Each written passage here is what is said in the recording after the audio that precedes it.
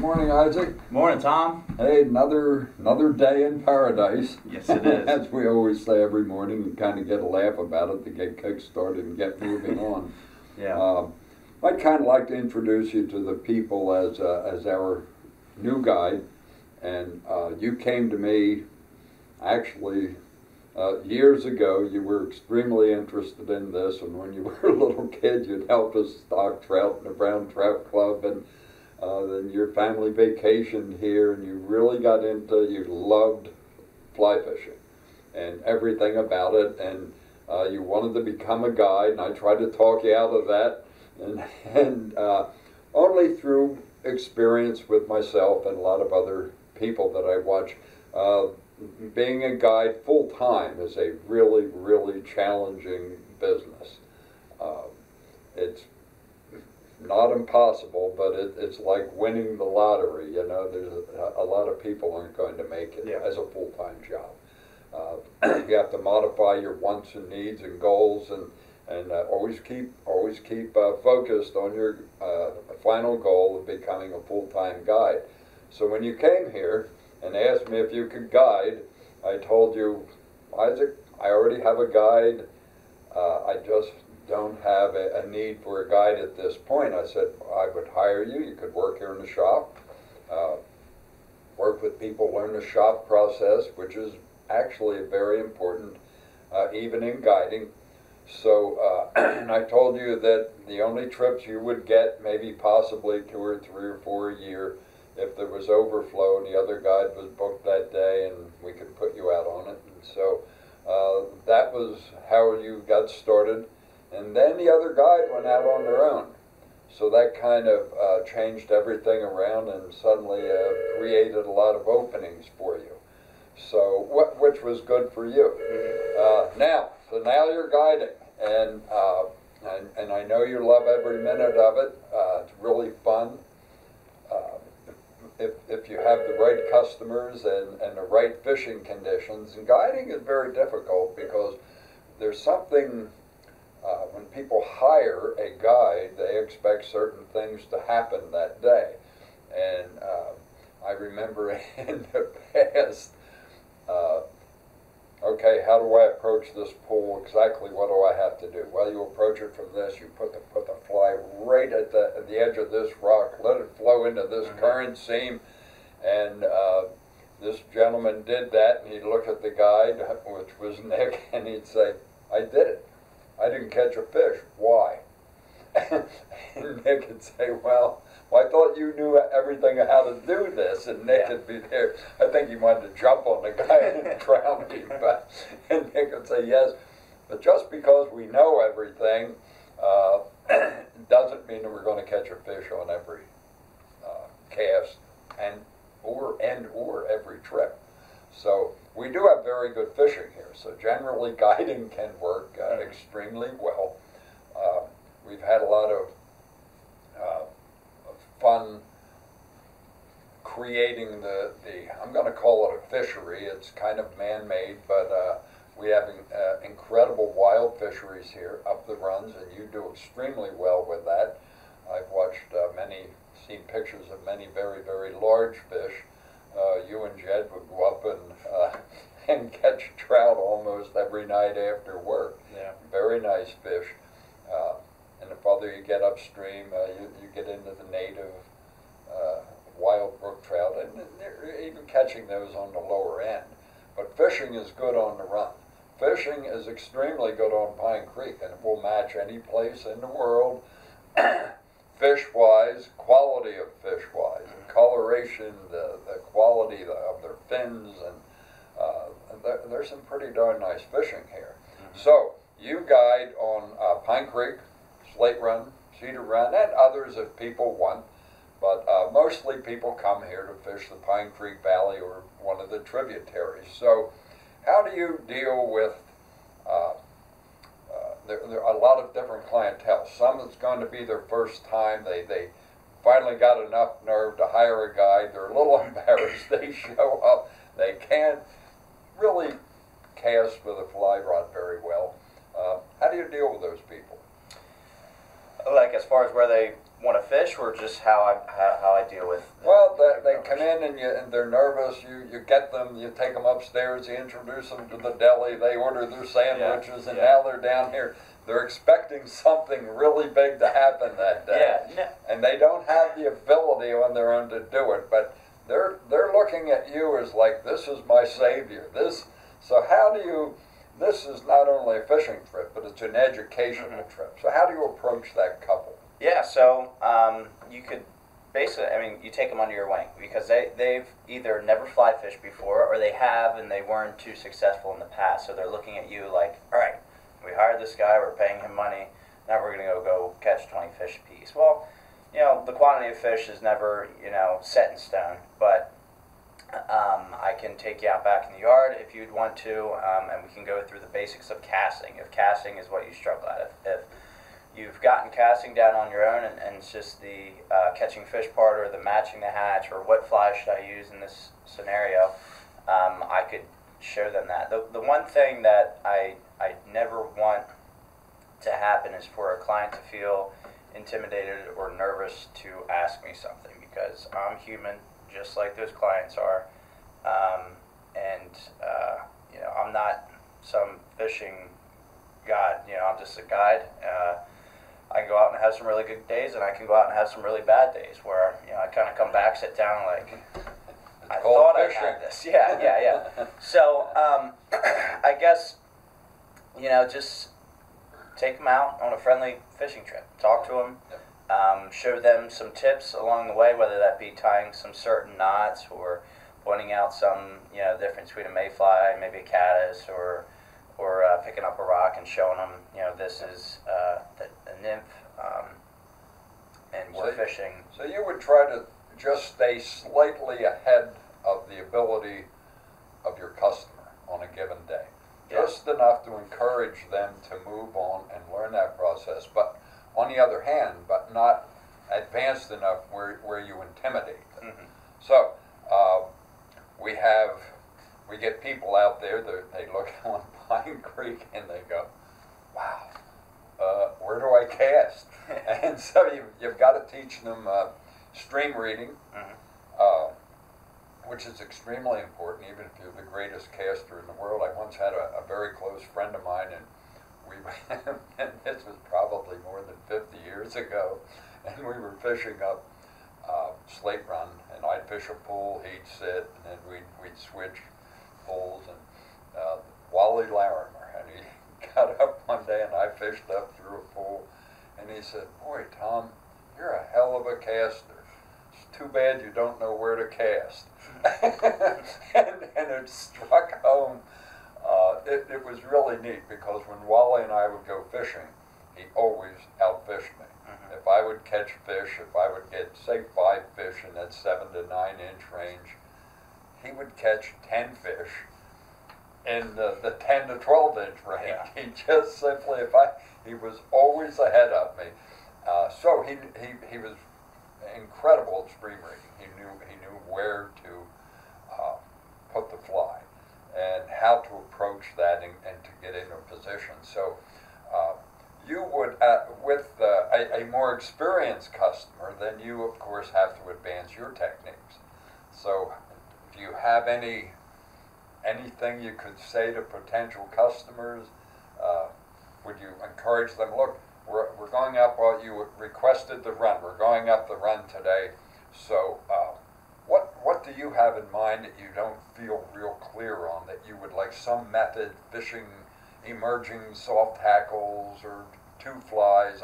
I'm big on fishing 2 feeding zones at a time. Yeah. So that would be part of the approach on a given day? Yeah. Well, that could definitely play an effect there, is fishing 2 different levels. But if we go up on the runs, I've taken a lot of people up there, and they struggled because, 1, it's a smaller stream, and 2, how I fish it and how I try to make people fish it, when I found the most effective way to fish it is from downstream and fish upstream. A lot of people are like, oh, I'm not used to this, I'm not used to casting upstream, because when you cast upstream, whether you're fishing dry fly or a nymph, that line's coming back down to you. So you've made a good cast underneath some undercut.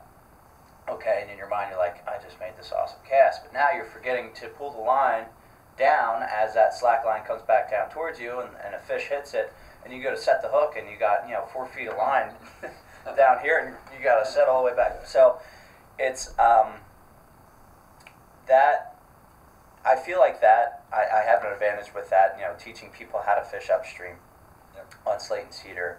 And taking a stealthy approach, there's a lot of guys that just stumble across, and I like to find the perfect rocks to step on, so there's no slide, whether I'm up there in flip flops or up there with rubber cleats.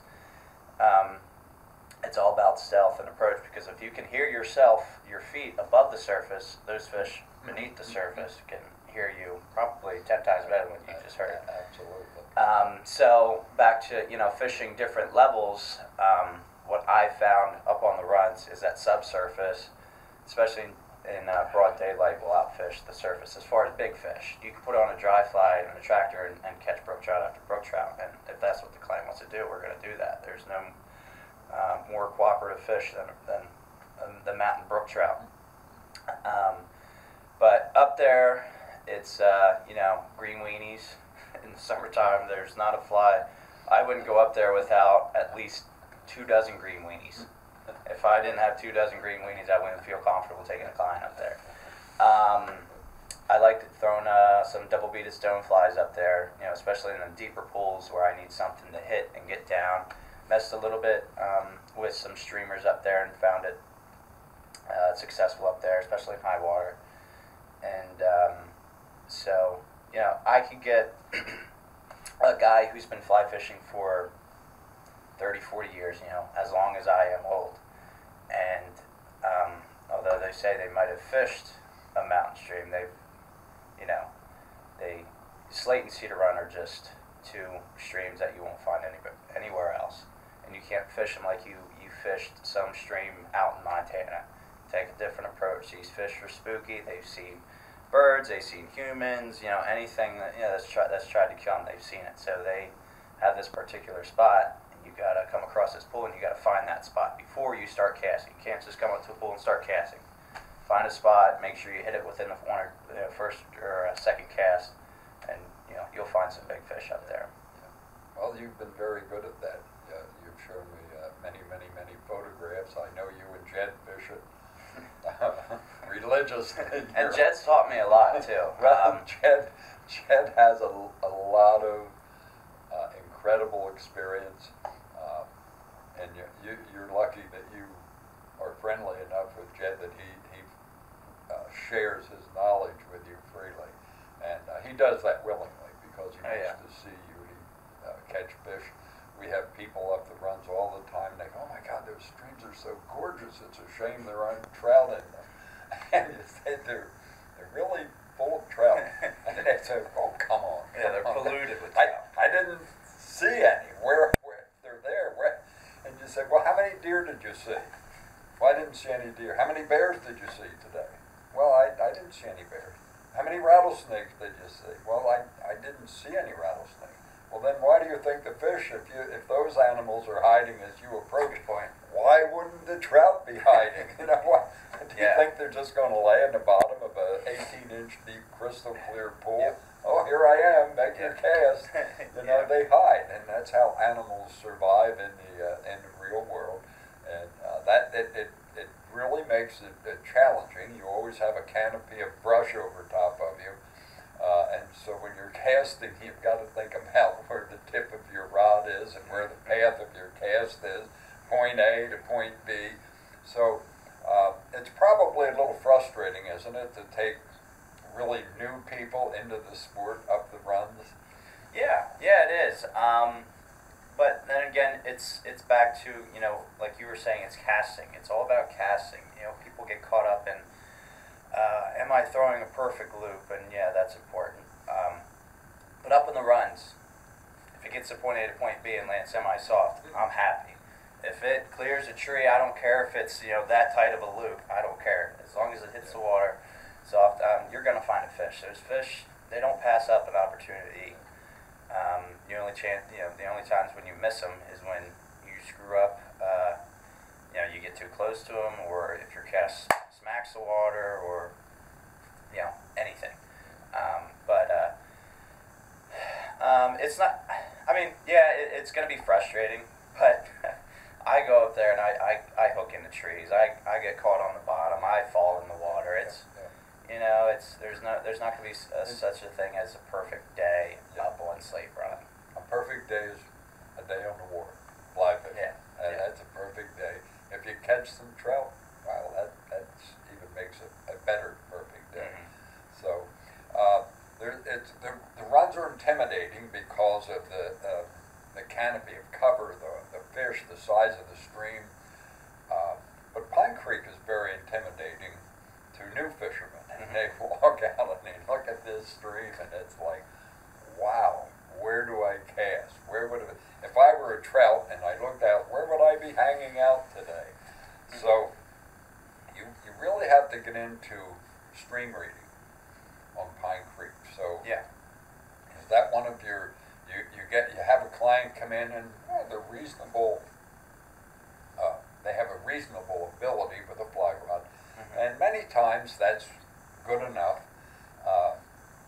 So how do you approach that person, especially when they say, you tell them, here's the way to do this. Oh, I have a buddy who already told me how to do that. You go, yes, well, I'm looking at your ability, and your buddy was either wrong or you're not doing what he told you to do. Well, of course you can't say that, No. unless you're really frustrated.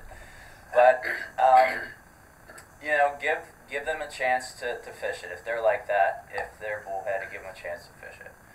And if they're unsuccessful, that's when you can become the hero and show them your way.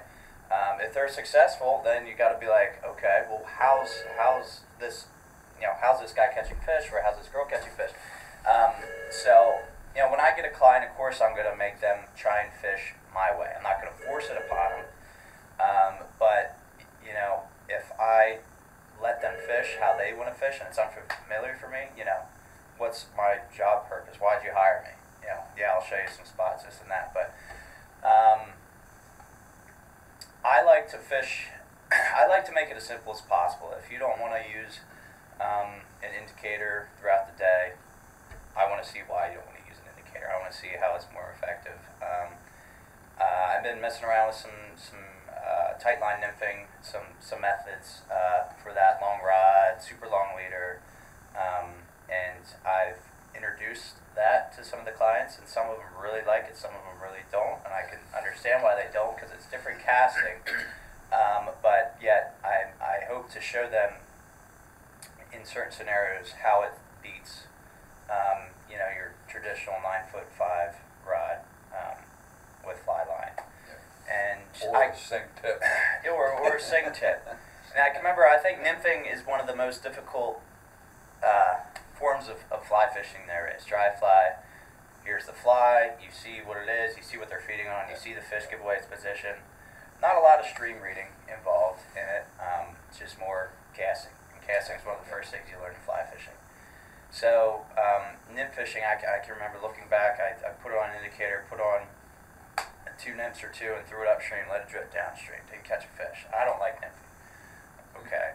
Well, yeah, you just, there's a lot more involved. There's a lot of weight adjustment, where your cast ends up, where you make that entry could play an effect, and, there's a lot involved in nymphing, rather than just throwing upstream and letting that indicator drift down. People that get introduced to nymph fishing their first time, they want to learn it, and oh no, I'm a dry fly fisherman. They don't like nymph fishing probably because they've not been successful at nymph fishing.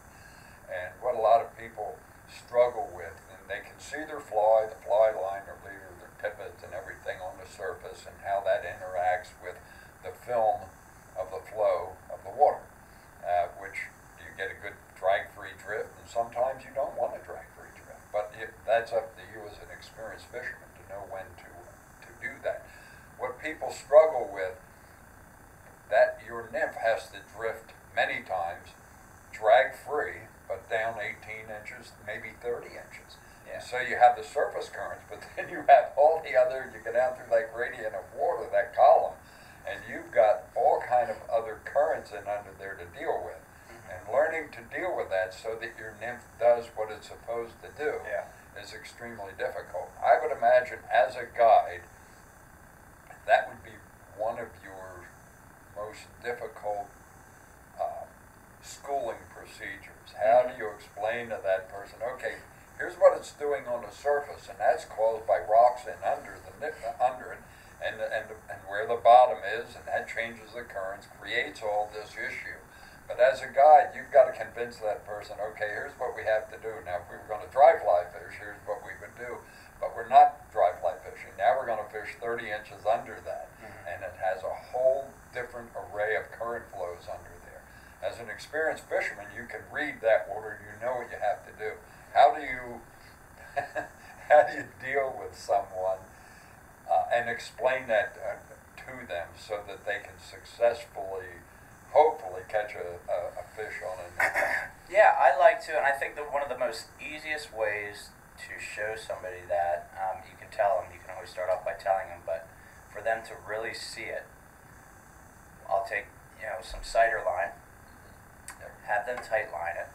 So the cider line is above the water, and then from there you have, your rig. So it's cool, you can cast to where you think that the current's the same as what it is on top. But you see, it's kind of like a pendulum. If that thing never settles, your fly's not getting down. And that's one of the easiest ways to see it. It's so surprising just when you think you have the underneath figured out, as far as what it's doing flow-wise, you throw up and that it never settles. Because there's some sort of current or undertow keeping that rig up as you go down. So you got to make the call if you need more weight, if you need to cast in a certain area, maybe you're not landing in the right spot to get it down. So that's one of the easiest ways to show somebody, I feel like. So, would you encourage a client to use I have friends of mine that wouldn't use a strike indicator. For me, when I was a kid, a little kid, this was a long time ago in the 50s, I'd stand on the bridge over at Fisherman's Paradise, and as little kids, we'd look over and we'd see all these guys, and we'd say, and we'd watch these fish down there, and they'd release a fly, and the guy didn't even know he had a strike. And we'd say, hey buddy, you had a bite. Shut up, kid. Hey buddy, you had another one. Shut up, kid. And that's when I learned, wow, this guy, I'm standing here for 15 minutes. He had 6 strikes and didn't even know it. He never knew that the fish just momentarily grabbed his fly, turned his head, and ejected the fly. And the fish is there. And I have friends that would not use a strike indicator. I personally think they're wonderful. I'm not wild over every variety. There's more varieties of strike indicators out there today. I'm not wild over all of them, but there's certainly an advantage. So how would you deal with a customer that says that, and you say, well, let's put a strike indicator. Well, I have a buddy that says that they create drag. Well, in my opinion, current creates drag, not a strike indicator. But so how do you deal with him? How do you get that person convinced? Well, the people that refuse to use it call them bobbers usually. And that's what they are. But there's a very big difference between a strike indicator and a bobber. A bobber is 25 cents. A strike indicator is $4.95. And why do people use bobbers? Well, to detect strikes. And absolutely. I feel like why people are falling in love with tight line and Euro nymphing, check nymphing, whatever, is because there's no indicator involved and it's feel. But there's certain scenarios where you got to cast 15, 20 foot. You're not going to be able to tight line. Just because it's too far away from you. So that's when we're back to fly line. So we got to make that 20-foot cast. You're not using an indicator from, say the flow is running this way, from 10 o'clock till about 12 o'clock, maybe even 1 o'clock. If a fish were to take it, you'd have no idea if you're not using an indicator. You'd have no idea. Because a lot of the nymph eats, back to what you said, they don't take it and run like they would a streamer. So I encourage